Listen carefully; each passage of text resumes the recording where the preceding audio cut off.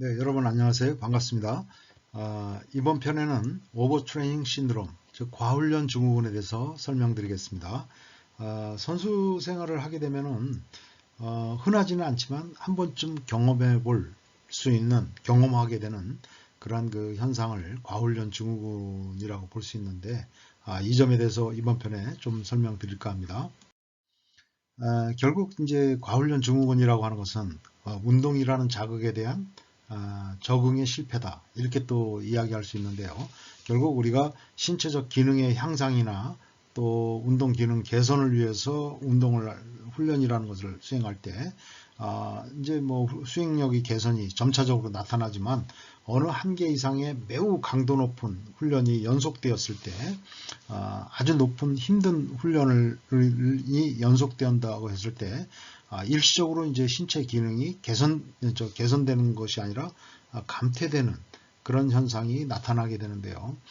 이런 신체 기능의 감퇴, 저하를 거쳐서 인체가 잘 적응하면, 즉 적절한 휴식이라든가 수면이라든가 영양, 이런 상태가 잘 뒷받침되어서 인체가 잘 적응이 되어서 일정 시간이 지나면 훈련을 한 상태보다, 그 전 상태보다 신체 기능이 더 개선되는, 운동 기능이 더 개선되는, 즉 슈퍼 컴펜세이션, 과보상의 상태로 나간다, 이런 현상을 우리가 또 볼 수가 있는데, 이런 것을 펑셔널 오버리칭, 즉 기능적 과수행이라고 얘기합니다.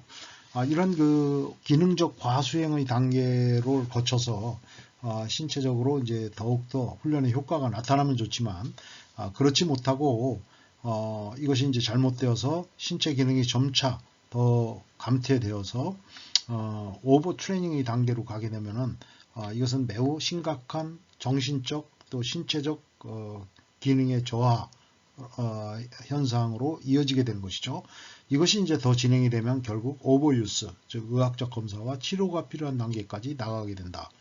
그래서 오버리칭이라고 하는 것은 강도 높은 훈련의 결과로 인해서 신체적으로 일시적으로 신체 기능이 감퇴되지만, 이것이 이제 적응의 단계를 거쳐서 다시 신체 기능이 이전 상태보다 개선되는 그런 그 상태를 펑셔널 오버리칭이라고 얘기하고요. 이런 회복의 단계에는 오버리칭의 경우에 수일 내지 수주간이 걸린다고 볼 수 있습니다. 그러나 이제 오버 트레이닝의 단계에서는 보다 장기간 신체가 회복되는데 아주 장기간의 슬럼프, 장기간의 신체적인 기능 저하가 나타나게 된 거죠. 그래서 수주일에서 수개월에 걸쳐서 이러한 그 신체 기능의 회복에 많은 시간이 소요된다고 볼 수 있겠습니다. 그래서 이제 결국 오버리칭이든 오버트레이닝이든 연속적인 과부하, 과도한 훈련에 의해서 신체 기능에 저하가 나타나는 것을 의미하는데, 이건 이제 말씀드렸듯이 펑셔널 오버리칭은 이제 기능적 과수행이라고 얘기하고, 일시적인 일정 기간의 신체적 기능 저하의 기간을 거쳐서 인체가 다시 적응을 해서 슈퍼 컴펜세이션, 기능의 개선에 도달하는 그런 상태를 펑셔널 오버리칭이라고 이야기를 하죠. 그러나 이제 적절하게 회복이 되지 않을 때 비기능적 과수행, 즉 non-functional overreaching의 단계를 거쳐서 결국 과훈련 증후군을 초래한다고 하는 것입니다. 결국 이제 functional overreaching이라는 것은 매우 이제 신체 기능을 개선시키는 한 가지 아주 계획된 그런 훈련이라고도 이야기할 수 있는데요. 그렇지만 이것은 초보자나 중급자에게 해당되는 것이 아니라 매우 수준 높은 훈련된 사람에게 가능한 그러한 훈련 매뉴얼이 될 수가 있겠습니다. 그러나 이제 정확한 오버리칭의 방법, 어느 정도 훈련을 해야 되고 어느 정도 뭐 강도로 훈련량은 어떻게 해야 되고 기간은 어떻게 해야 되고 빈도는 어떻게 해야 되냐, 이런 것들은 정확히 확립되지 않았다고 볼 수 있겠습니다. 이런 것들을 이제 체킹하는 방법으로서 심박수의 변화라든가 심박 변이도, 허트레이트 베리어빌리티라고 하는데요.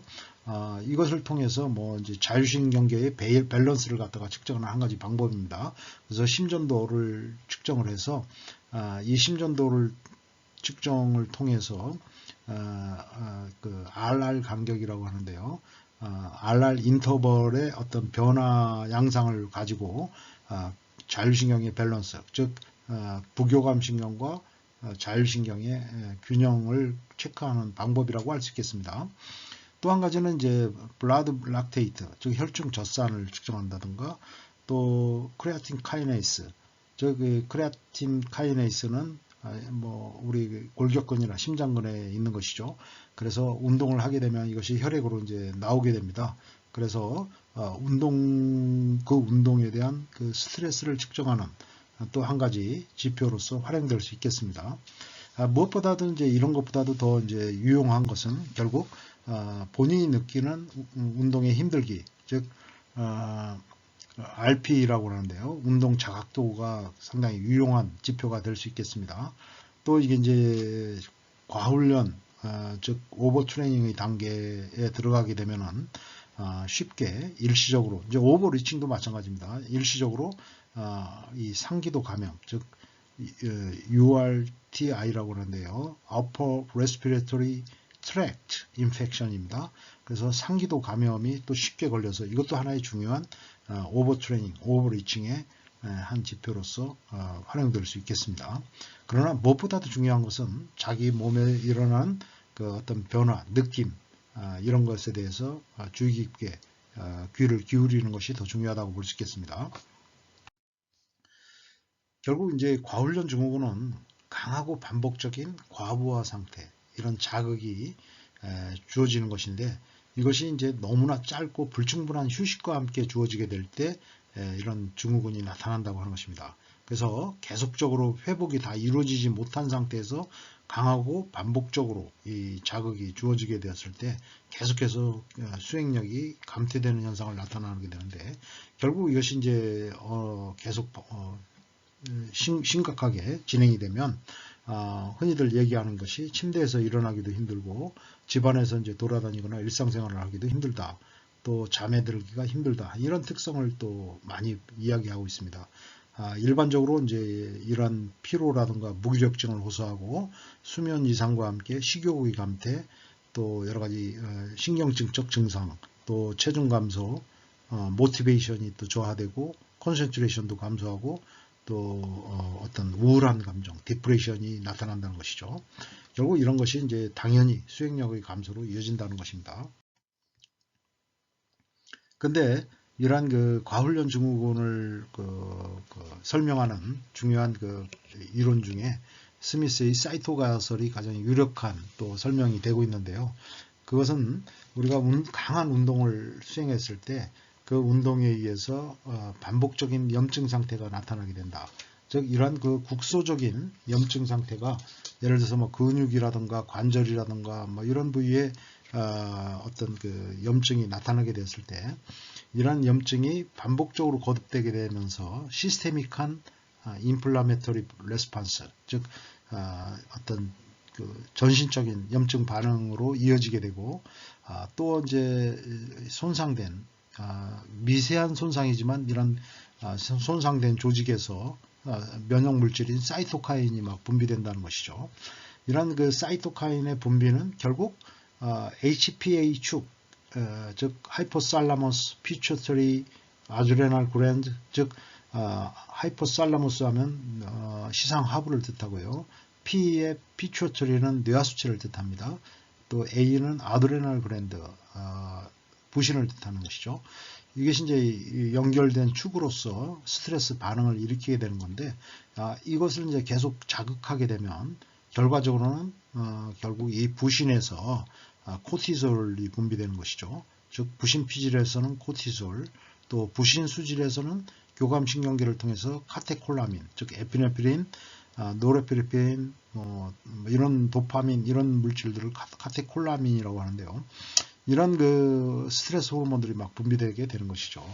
그런데 이런 과정이 계속 반복되다 보면, 즉 뭐 국소적인 염증 반응이 전신적인 시스테믹한 그 염증 반응으로 이어지게 되고, 이것이 이제 결국 사이토카인을 통해서 HPA 축을, 즉 시상하부, 뇌하수체, 또 아드레날 글랜드, 즉 부신의 엑시스 축을 갖다가 계속 자극하게 되면 계속 분비되게 되겠죠. 결국 이런 코티솔은 이런 염증 반응을 억제하고 또 면역 반응을 억제하는 작용을 합니다.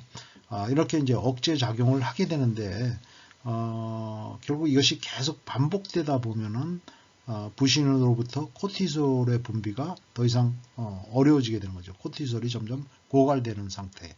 그렇게 되면 신체가 심각한 어떤 무기력증에 빠지게 되는 것이 이런 사이토카인의 가설이라고 할 수 있는데, 스미스의 사이토카인 가설이라고 할 수 있는데, 이것이 또한 이 오버 트레이닝 신드롬을 설명하는 한 가지 굉장히 유력한 설명이 되고 있습니다.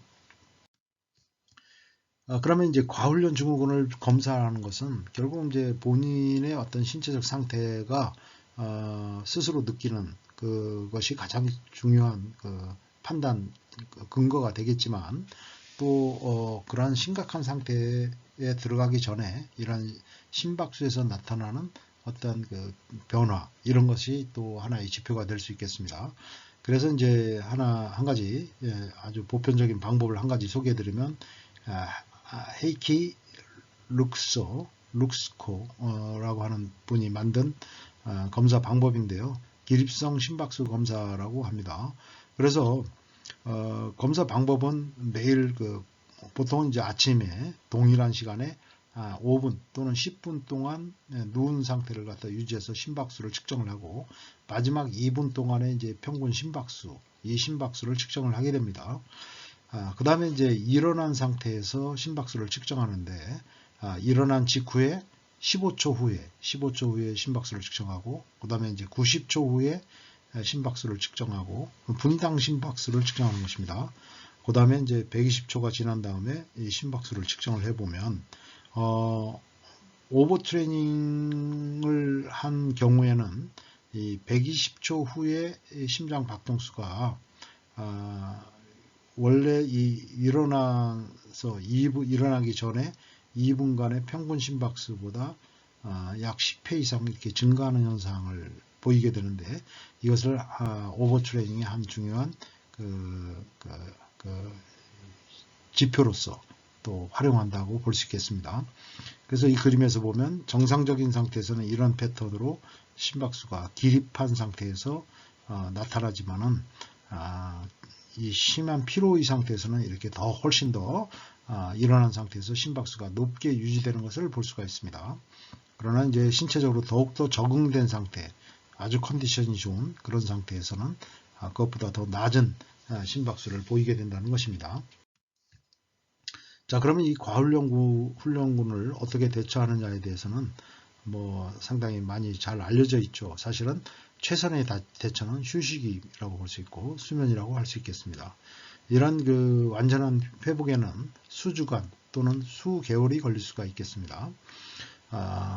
또 한 가지는 가벼운 크로스 트레이닝, 물론 이제 일정의 휴식과 더불어서 가벼운 크로스 트레이닝이 필요한데요. 크로스 트레이닝이라고 하면은 예를 들어서 수영 선수가 그런 과훈련 증후군에 걸렸다 하면 훈련의 내용을 완전히 바꾸는 것이죠. 그래서 달리기 운동을 한다든가, 또는 이제 육상 선수가 그런 문제에 봉착했을 때는 어떤 사이클 같은 운동을 한다든가, 이런 식으로 자극되는 훈련의 근육이 다른 근육을 갖다가 사용하도록 해줌으로써 그런 문제를 갖다가 해결할 수 있다고 하는 것입니다. 그래서 이제 이 크로스 트레이닝이 한 가지 또 방법이 될 수 있고요. 그 다음에 이제 당연히 충분한 휴식과 또 영양의 상태, 영양의 식욕이 감퇴되고 과훈련 증후군에서는 그런 상태가 되기 때문에 또 영양상의 문제가 나타날 위험성도 상당히 높죠. 그 다음에 식사 내용에 변화를 줘서 뭔가 식욕을 이제 돋구는 방향으로 그런 시도를 해야 되겠습니다. 그 다음에 이제 스포츠 마사지도 도움이 될 수 있고, 폼 롤러 등을 이용해서 근긴장을 이완시키는 그런 시도를 하는 것이 필요하겠습니다. 또 무엇보다도 심리적 상담, 대부분 이런 과훈련 증후군에 걸리게 되는 사람들은 훈련에 대한 이 어떤 강박증이 많은 경우가 많습니다. 그래서 이런 강박 상태에서 벗어나도록 하고, 심리적 이완, 또 어떤 성과에 대한 어떤 부담, 이런 것에서 벗어나갈 수 있도록 어떤 심리적 처치가 필요하겠습니다. 결국 이제 이러한 그 과훈련 증후군을 설명하면서 또 생각하게 되는 것은 호르메시스라고 하는 것입니다. 호르메시스라는 것은 사실은 아주 미량의 독극물이라고 하더라도 이것이 이제 아주 미량으로 사용된다고 한다면은 신체에 오히려 좋은 방향으로 신체를 더욱더 적응하는 상태로 이렇게 도움을 준다고 하는 것인데요.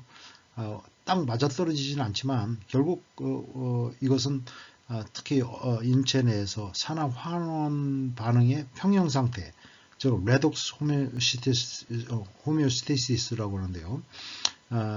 즉 운동을 할 때 일시적으로 인체는 산화적 스트레스를 받습니다.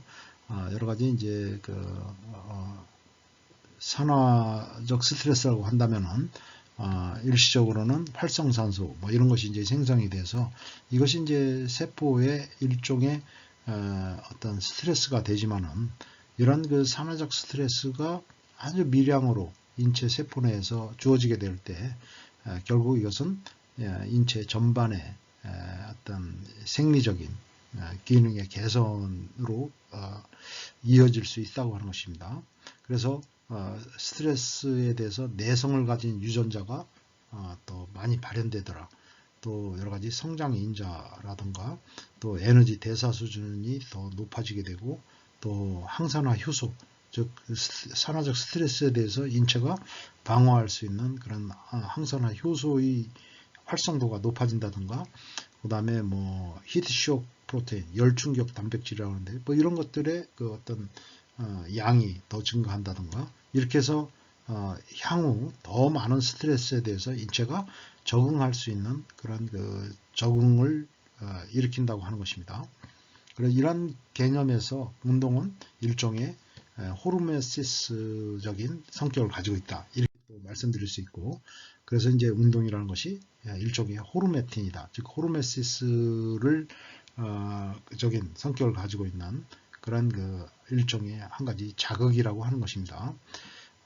그래서 이렇게 일정 수준 이상의 그 자극이 되게 되면 계속해서 이제 유익한 그런 이펙트를 주지만 이것이 이제 지나치게 되었을 때는 어느 한계를 넘어서서 주어지게 됐을 때는 오히려 함풀 이펙트, 해로운 그 영향을 미치게 된다라는 것을 보여준 것이라고 볼 수 있는데요. 너무나 당연한 얘기지만은 운동도 역시 이런 호르메시스적인 특성을 가지고 있다라는 점에서 적절히 그 운동의 자극이 주어지게 되었을 때 인체의 수행력이라든가 또 여러 가지 인체의 적응 상태를 유도하지만은 그것이 어느 한계를 넘어서면 오버트레이닝과 같은 그런 문제를 일으킬 수도 있다고 하는 것을 보여주고 있습니다. 네, 끝까지 들어주셔서 대단히 감사합니다. 이것으로 마치겠습니다.